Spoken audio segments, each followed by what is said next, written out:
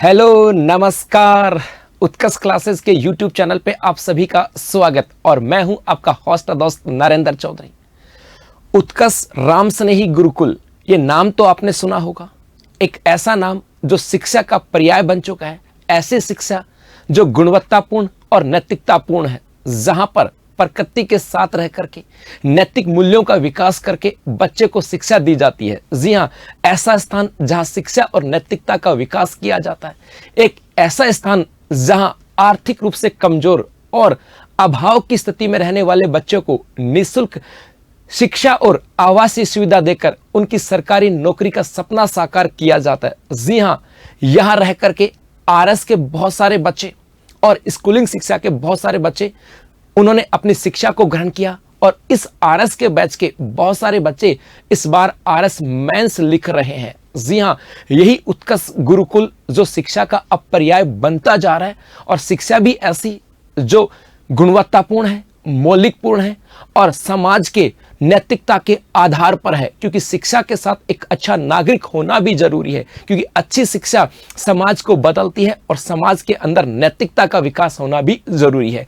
और यही उत्कर्ष राम स्नेही गुरुकुल अब एक नई पहल करने जा रहा है, एक नई शुरुआत करने जा रहा है और ये नई शुरुआत जो है ये होगी एलडीसी ग्रेड सेकंड। जी हाँ, आप में से बहुत सारे बच्चे जो एलडीसी सेकंड ग्रेड की तैयारी कर रहे होंगे, उनके लिए उत्कर्ष राम स्नेही गुरुकुल एक अलग से एक नई पहल लेकर के आया है, जहां पर बच्चे को यहीं पर रखकर उन्हें गुणवत्तापूर्ण, मौलिक और नैतिकता के साथ प्रकृति के साथ रहकर के शिक्षा दी जाएगी, ताकि आप भी अपना सरकारी नौकरी लगने का लक्ष्य पूरा कर सके, सपना पूरा कर सके। तो कैसे आप लोग उत्कर्ष राम स्नेही गुरुकुल के साथ जुड़ करके अपना इस सपना पूरा कर सकते हो एलडीसी सेकंड ग्रेड का, इस बात के ऊपर हम लोग चर्चा करने वाले हैं। यहां पर हम चर्चा करेंगे क्या है उत्कर्ष राम स्नेही गुरुकुल की बात करेंगे, इसके साथ साथ कैसे जो बच्चे एलडीसी ग्रेड सेकंड की तैयारी कर रहे हैं वो कैसे यहां पर जुड़ सकते हैं, कैसे वो यहां पर आ सकते हैं और क्या उसकी प्रक्रिया होगी, कौन कौन से यहां के नियम हैं, इन सब बातों के ऊपर हम लोग चर्चा करने वाले हैं।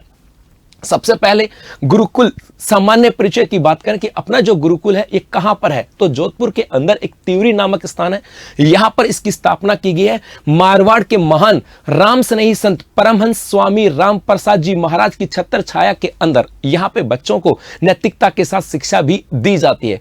ये जो है प्रकृति के साथ साथ 15 बीघा क्षेत्र में फैला हुआ है। 15 बीघा क्षेत्र में प्रकृति के साथ फैला हुआ है, जहां पर आपको प्रकृति की रमणीयता यहां पर आपको मिलने वाली है। और गुरुकुल में विद्यार्थियों व गुरुजनों के ठहरने के लिए अलग से आवास है, लाइब्रेरी यहां पर है, डिजिटल क्लासरूम जो है वो यहां पर है, भोजनशाला, मंदिर, गौशाला, खेल और तरणताल व खेल के मैदान वो भी यहां पर स्थित है। यहां पर बच्चे का मौलिक, नैतिक और उसका शारीरिक विकास भी किया जा सके, इन सब का पूरा ध्यान यहां पे रखा गया है।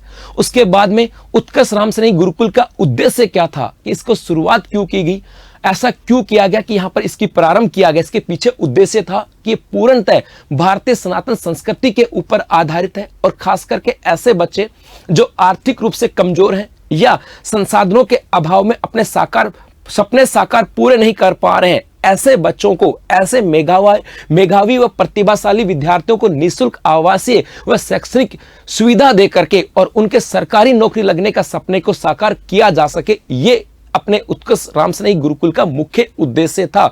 उसके साथ कहें कि यहां पर गुरुकुल में विद्यार्थियों का बौद्धिक विकास के साथ आध्यात्मिक एवं नैतिक विकास पर भी बल दिया जाता है, क्योंकि वर्तमान समय के अंदर शिक्षा जो है एक अलग विषय है, नैतिकता और बौद्धिकता भी जरूरी है। और एक अच्छा शिक्षक, एक अच्छा वे कहें कि समाज का सुधारक जो नैतिक और शिक्षा को दोनों कॉम्बिनेशन साथ लेकर के चलता है, वो एक समाज का अच्छा सुधारक होता है। और इसी का उद्देश्य था कि आप जब यहां से पढ़कर जाओ तो आप यहां से टीचर बने, आप यहां से आरएस बने, आप यहां से एलडीसी बने, लेकिन आपके अंदर नैतिक गुणों का विकास होगा तो आप समाज को बेहतर तरीके से एक नई दिशा दे पाओगे। यह था अपना उत्कर्ष राम स्नेही गुरुकुल का उद्देश्य।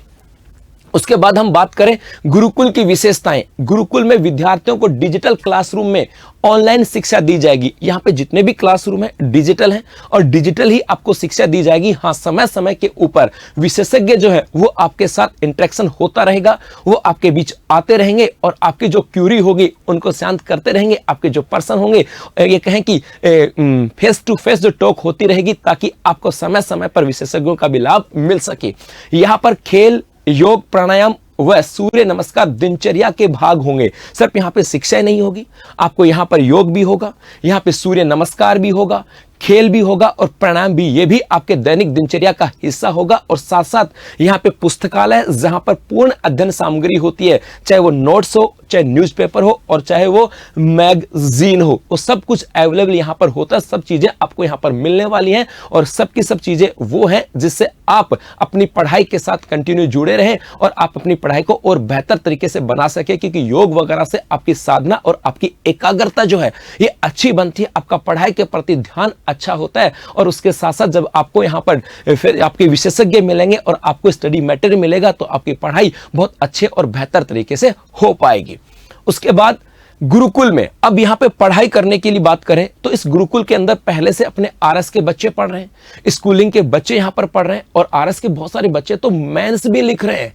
इसका मतलब है कि अब इसी बात को ध्यान में रखते हैं कि जब यहाँ के बच्चे आरएस मेंस की तैयारी कर सकते हैं तो क्यों ना हम लोग दूसरे बच्चे जो आर्थिक रूप से कमजोर हैं या फिर अभाव के अंदर हैं और शिक्षा अपनी तैयारी नहीं कर पा रहे, क्या हम उनके लिए कुछ नई शुरुआत कर सकते हैं। और इसी को लेकर के उत्कर्ष राम सनेही गुरुकुल ने शुरुआत की है एलडीसी सेकंड ग्रेड की। और कैसे आप लोग इस एलडीसी सेकंड ग्रेड को लेकर के उत्कर्ष राम सनेही गुरुकुल से जुड़ सकते हैं, उसकी यदि हम बात करें तो गुरुकुल में एलडीसी ग्रेड सेकंड की तैयारी के लिए परिवेश के लिए न्यूनतम योग्यता, यदि आप यहां पे जुड़ना चाहते हैं, यहां पर आकर के अपनी तैयारी करना चाहते हैं, अपने सपनों को पूरा करना चाहते हैं और अपने गुण अपने अंदर एक बौद्धिक नैतिक मूल्यों का विकास करना चाहते हैं, तो आपके लिए न्यूनतम योग्यता क्या होगी? पुरुष अभ्यर्थी हो, पहली कंडीशन पुरुष अभ्यर्थी हो, अविवाहित हो, राजस्थान का मूल निवासी हो और वह स्नातक 10+2 कर चुका है। मतलब स्नातक की बात करें, ग्रेजुएशन यहां पर कर चुका है, ये यहां से आ जाता है। अर्थात बच्चा होगा, राजस्थान का होगा, अविवाहित होगा, स्नातक उसने किया होगा और उसके साथ साथ सबसे खास बात, उसके परिवार की वार्षिक आय 2.5 लाख रुपए से कम होनी चाहिए। उसके माता एवं पिता में से कोई भी सरकारी सेवा में नहीं होना चाहिए और साथ साथ सीईटी परीक्षा के अंदर उत्तीर्ण कर रखी हो। मतलब 10+2 की बात कर रहा हूं, वो आपके ग्रेजुएशन वाला तो होना चाहिए, लेकिन सीईटी 10+2 उसने क्लियर कर रखी हो और परिवार के अंदर मम्मी और पापा, माता और पिता में से कोई भी सरकारी नौकरी में नहीं होना चाहिए और परिवार की आय 2.5 लाख रुपए से सालाना से कम होनी चाहिए। इसके अलावा उसे सनातन संस्कृति के अनुसार जीवन यापन करने में कोई आपत्ति नहीं हो, अर्थात गुरुकुल में रहना होगा, प्राचीन संस्कृति के साथ रहना होगा और उसी के अकॉर्डिंग यहां रहना होगा, तो उसकी कोई आपत्ति न हो। ये कुछ न्यूनतम अपनी योग्यता है जिनको लेकर के आप लोग इसको ध्यान में रखते हुए आप लोग यहां पर एडमिशन ले सकते हो या गुरुकुल के साथ जुड़ सकते हो।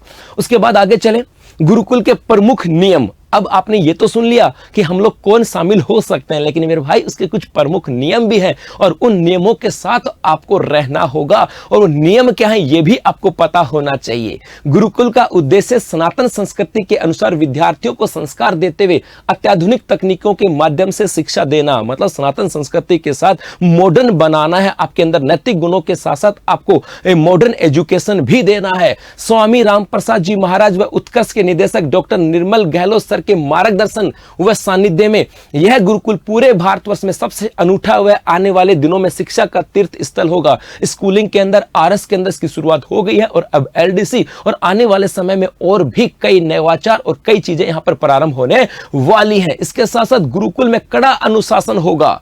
गुरुकुल में रहने के लिए कई नियम होंगे और कुछ प्रमुख नियम निम्नलिखित हैं, इनको अच्छे से सुनना है। गुरुकुल के विद्यार्थियों के मोबाइल का प्रयोग वर्जित होगा। गुरुकुल के अंदर मोबाइल का प्रयोग बंद है, बैन है, वर्जित है पूर्णतया। 1 वर्ष तक या परीक्षा से पूर्व या किसी आपातकालीन स्थिति के अलावा छुट्टी नहीं मिलेगी। यदि आपने गुरुकुल में एडमिशन लिया तो 1 वर्ष तक या तो 1 वर्ष तक या परीक्षा से पूर्व, यदि एग्जाम 2 साल है तो इसका मतलब 2 साल तक या कहें 1 साल तक है तो 1 साल 1 वर्ष तक या परीक्षा से पूर्व किसी आपात स्थिति के अलावा, चाहे होली हो या दीपावली हो, किसी भी परिस्थितियों में आपको छुट्टी नहीं मिलेगी। आप अपनी होली, दीपावली या दूसरे त्योहार जो हैं वो यहीं पर सनातन संस्कृति के साथ गुरुकुल के अंदर जो गुरुजन होंगे उनके साथ आपको उनका आयोजन में हिस्सा लेना होगा। ये अपने यहां पर कुछ शर्तें हैं, इसके अलावा कुछ नियम है। इसके अलावा यदि हम बात करें 12वीं कक्षा पूर्ण हो चुकी है, वह इस वर्ष किसी भी विश्वविद्यालय में नियमित विद्यार्थी के रूप में अध्ययनरत नहीं हो, अर्थात आपने 12वीं पूरी कर ली है, सीटी पास कर रखी है, इसके साथ साथ अब आप किसी कॉलेज में रेगुलर स्टूडेंट नहीं होने चाहिए, क्योंकि आप वहां पे रेगुलर हो तो फिर यहां नहीं रह सकते। इसका मतलब है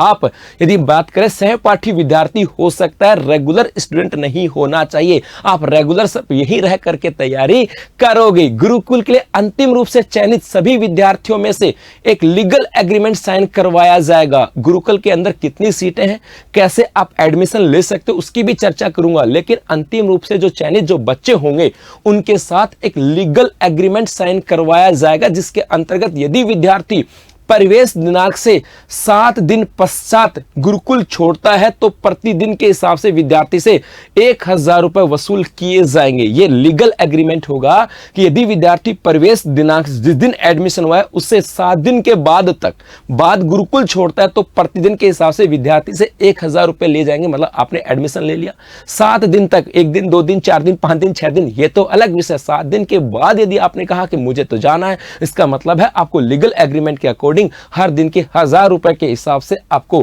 जो है ना आपसे जुर्माना वसूल किया जाएगा। लीगल एग्रीमेंट साइन करने के बाद यदि कोई विद्यार्थी गुरुकुल छोड़ता है तो उसके खिलाफ कानूनी कार्रवाई भी की जाएगी। मतलब आपने कह दिया कि मुझे यहाँ के गुरुकुल के जितने भी नियम हैं उनके अकॉर्डिंग मुझे यहाँ पर रहने में कोई आपत्ति नहीं है और मैं भारतीय संस्कृति, सनातन संस्कृति के साथ रहने को तैयार हूं। उसके बाद यदि चाहते हो तो आपके ऊपर लीगल ये कहें कि इसके खिलाफ कानूनी कार्रवाई की जाएगी। गुरुकुल के सभी नियमों का अक्षरशः पालन करना होगा, वरना किसी भी समय प्रवेश निरस्त किया जाएगा। इसके अलावा आपने जितने भी नियम हैं उनको पालन करना होगा, अदरवाइज आपको कभी भी प्रवेश निरस्त किया जा सकता। अब आपके मन में आया होगा कि सर गुरुकुल में हम लोग अब शामिल कैसे हों। अब बहुत सारे बच्चों के मन में क्यूरियोसिटी आई होगी कि सर आपने कह दिया हमें सब कुछ मंजूर है, हमारे अंदर एक जोश है, जुनून है कि हम सर यहाँ पर रह करके तैयारी करना चाहते हैं और अपने सपनों को साकार करना चाहते हैं, क्योंकि हमारे घर वाले भी कहते हैं कि बेटा ये कठिन परिस्थितियां हैं और ये तो बहुत अच्छी बात है कि आप संस्कृति के साथ रहोगे, गुरुजनों के सानिध्य में रहोगे और सब कुछ वहां पर आपको मिलने वाला है, प्रकृति आपको यहाँ पर मिलने वाली है, आपको यहाँ पर योग मिलने वाला है, आपको शिक्षा यहाँ पर मिलने वाली है, तो इससे बेहतर नहीं होगा। तो अब मन में जो क्यूरियोसिटी होगी कि हम लोग यहां पर एडमिशन कैसे लें और कितने बच्चों का एडमिशन होगा, तो उसकी भी चर्चा हम लोग यहां पर करते हैं। गुरुकुल में एलडीसी ग्रेड सेकंड परीक्षा की तैयारी करने वाले 50 विद्यार्थियों का चयन किया जाएगा। जी हां, यहां पर एलडीसी की तैयारी करने वाले सिर्फ 50 विद्यार्थियों का चयन किया जाएगा और चयन की प्रक्रिया क्या होगी, फॉर्म भरने की प्रक्रिया पूर्ण होने के पश्चात सीटी जो 10+2 में प्राप्त प्राप्तांकों के आधार पर 100 विद्यार्थियों का चयन किया जाएगा। इस बात को समझो, यहां पर कहा गया है कि आपने मान लो यहां पर फॉर्म भरे गए हैं, मान लो यहां पर फॉर्म भरे गए हैं 5000 फॉर्म, कितने भरे गए 5000 फॉर्म भरे गए हैं। ये मान के चलो आप तो कि फॉर्म भरने की प्रक्रिया और फॉर्म भरने की प्रक्रिया पूर्ण होने पर फॉर्म कितने आए 5000। उसके बाद में इन 5000 में से जिन्होंने सीईटी 10+2 की एग्जाम के अंदर जो भी इनके मार्क्स आए हैं, जो भी प्राप्तांक आए हैं, इसके बेस के ऊपर जो टॉप 100 जो बच्चे होंगे उन विद्यार्थियों का चयन किया जाएगा। आप में 5000 बच्चों ने फॉर्म भरा, उनमें से टॉप 100 बच्चे जो होंगे उनके नंबरों के आधार पर उनका चयन होगा। बात को समझ गए होंगे। उसके बाद में कहा कि चयनित विद्यार्थियों को साक्षात्कार व ओरिजिनल दस्तावेजों के सत्यापन के लिए जोधपुर बुलाया जाएगा। जी हां, ये जो 100 बच्चे होंगे इनके डॉक्यूमेंट्स वेरिफिकेशन किया जाएगा, इनका साक्षात्कार होगा और इनके लिए इनको जोधपुर बुलाया जाएगा और इस हेतु प्रति अभ्यर्थी 1000 रुपए का भत्ता उत्कर्ष की ओर से दिया जाएगा। जो 100 बच्चे यहां पर आएंगे अपने डॉक्यूमेंट्स वेरिफिकेशन के लिए और उनको 1000 रुपए का आने जाने का भत्ता जो है वो उत्कर्ष परिवार देने वाला है। अगला है साक्षात्कार व दस्तावेजों की जांच के पश्चात गुरुकुल के लिए चयनित 50 विद्यार्थियों की सूची जारी की जाएगी और इसके साथ ही 10 अभ्यर्थियों की प्रतीक्षा सूची भी जारी की जाएगी। मतलब यहां से कहा कि टॉप 100 जो होंगे ये अपने यहां पर आएंगे, डॉक्यूमेंट्स वेरिफिकेशन के लिए आने वाले हैं और उसके बाद टॉप 100 में से 50 जो स्टूडेंट होंगे उनका चयन किया जाएगा और उनकी एक लिस्ट जारी कर दी जाएगी और उसके साथ साथ 10 की वेटिंग लिस्ट भी यहां पर जारी की जाएगी, क्योंकि हो सकता है 50 में से 10 बच्चे नए आए तो फिर उन वेटिंग लिस्ट वाले बच्चों को बुलाया जाएगा। ये यहां से आता है। अंतिम रूप से चयनित जो 50 विद्यार्थियों के साथ 8 मार्च 2024 को गुरुकुल में स्वागत कार्यक्रम के साथ सत्र प्रारंभ हो जाएगा और 8 मार्च से अपने गुरुकुल के अंदर उनका स्वागत कार्यक्रम होगा और उसी के साथ सत्र प्रारंभ हो जाएगा। अब दोबारा मन में क्यूरियोसिटी आई होगी, एक नई जिज्ञासा पैदा हुई होगी कि सर ये फोरम कब से स्टार्ट हो रहे हैं और क्या क्या प्रक्रिया, ये फटाफट से हमें बता दो। तो आगे देखते हैं क्या है बात। नेक्स्ट उसके बाद आता है कि सुविधाओं की बात करें, जो हम बच्चा पढ़ने आएगा उसको सुविधा की दी जाएगी, उस पर भी चिंता मत करो, बताऊंगा कि कैसे कब फॉर्म भरे जाएंगे। लेकिन पहले सुनो कि सुविधा क्या क्या दी जाएंगी। अंतिम रूप से चयनित अभ्यर्थियों को 1 वर्ष या परीक्षा तक के लिए गुरुकुल में प्रवेश दिया जाएगा, 1 साल या एग्जाम तक, जब भी एग्जाम हो जाएगी, हो सकता है 2 महीने में, 3 महीने में या मैक्सिमम 1 साल। मतलब यह कहा गया कि 1 वर्ष या फिर परीक्षा तक के लिए गुरुकुल में प्रवेश दिया जाएगा और इस दौरान रहने, खाने और पढ़ने की सारी सुविधाएं निःशुल्क उपलब्ध करवाई जाएंगी। अब जी आगे चलते हैं और आगे यहां से आता है कि गुरुकुल में प्रवेश से जुड़ी प्रमुख सूचनाएं कि कैसे आप लोग एडमिशन यहां पर ले सकते हो, प्रवेश ले सकते हो। तो यहां पर सबसे पहली चीज आती है आवेदन की तिथि, और आवेदन की तिथि 26 से लेकर के 29 फरवरी 2024। जी हां, 26 फरवरी से लेकर के 29 फरवरी तक आप फॉर्म भर सकते हो, आवेदन कर सकते हो। मेरिट के आधार पर शॉर्टलिस्ट चयनित किए गए 100 विद्यार्थियों को सूचना देना 1 मार्च, 26 से 29 तक फॉर्म भरे जाएंगे। उसके बाद में जितने भी फॉर्म आएंगे उनको फिल्टराइज करके टॉप 100 जो बच्चे होंगे उनको सूचना दे दी जाएगी 1 मार्च 2024 को। उसके बाद में जो 100 बच्चे हैं उन शॉर्ट लिस्टेड विद्यार्थियों को दस्तावेज सत्यापन के लिए जोधपुर बुलाया जाएगा 4 मार्च को। 1 मार्च को सूचना दे दी जाएगी और तैयार रहना, जो शॉर्ट तो बच्चे होंगे उन्हें 4 मार्च को अपने यहां पर बुलाया जाएगा जोधपुर के अंदर और उसके बाद में 8 मार्च को आपकी फाइनल लिस्ट जारी कर दी जाएगी और गुरुकुल के लिए उनका प्रस्थान कर दिया जाएगा। ये सब बातें यहां से आती हैं। और फिर दोबारा मन में आया होगा कि सर 26 से 29 तक तो फॉर्म तो भरे जाएंगे, लेकिन फॉर्म भरे कैसे? जी हां, अब उसके ऊपर आते हैं। फॉर्म भरने से पहले आवश्यक दस्तावेज आपके पास होने क्या चाहिए?